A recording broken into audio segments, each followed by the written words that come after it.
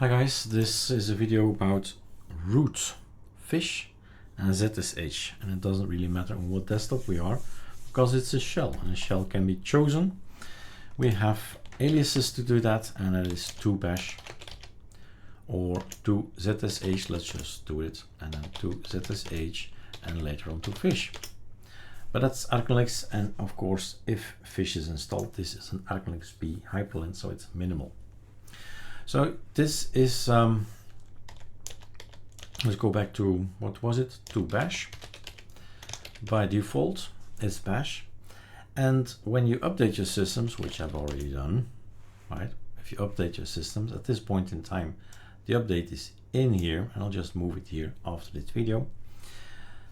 That is the root, ArcoLinux root, ArcoLinux ZSH, and ArcoLinux fish package will update, and the config is not on your main machine. The config is in the etc scal. So to copy paste, there is a cb, copy bash, there is a cf, copy fish, and cz. Then you just have that one file. Where do you find all these things? In the alias nano bash rc. Right? This is the file you need to look for bash. All these things, well, 4 into 5 already. And there are a few more starting today. This morning, I wanted to know some information. I wanted to know again, how is it that I figure out if there's a package that depends on this particular package, if you get my drift. Package A is required for all these other packages, and I wanted to know these other packages. And again, I had to search where, how, what. Okay, and I said, okay, stop. We need this to have in aliases. Aliases are there for the things that we use all the time, but also for the things that we use occasionally. And this one I really use occasionally. So you tend to forget. So these two guys are new, and this third guy is new, a function. So the QO has no problem remembering that one, but right, it's now there. So the spqo is a shortcut to sudo pacman -q query o, something like, for example, this thing. If there is a file somewhere in your system, a file, and you say, okay, how did that file get there? That's this. spqo is owned by GIMP. So if you want to remove the file, then you say sudo pacman -r or rs GIMP, and it's gone. And that file will be gone. So sometimes we need to retrace why is that file there, who provides that file. Okay, that's that.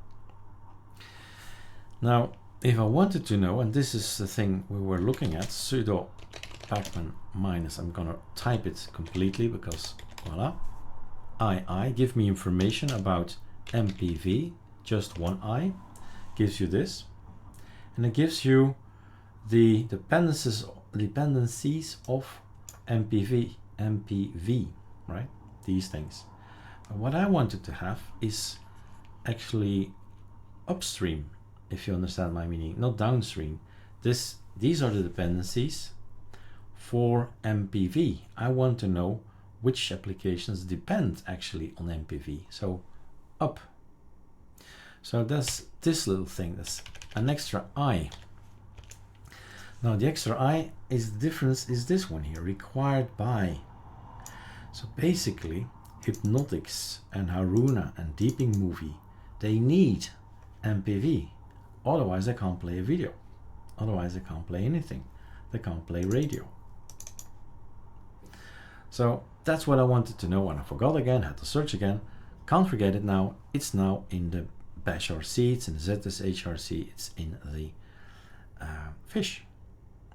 Then I thought a little bit further, this is a lot of information. I just want depends MPV. Give me only the one that I need to know. And this is it. Dus we grabbed this code out of it and made a nice view of it, a nice list of it. So alphabetically I can check, okay, which particular application needs this? Can I remove this?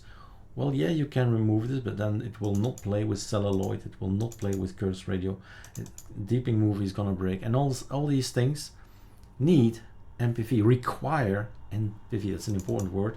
Optional means okay, yeah, sure, but required, it needs it. Now we'll see in the future, right, how if we required for River or Wavefire, we haven't started developing them yet, but Hyperland requires it because there's a woofy beats.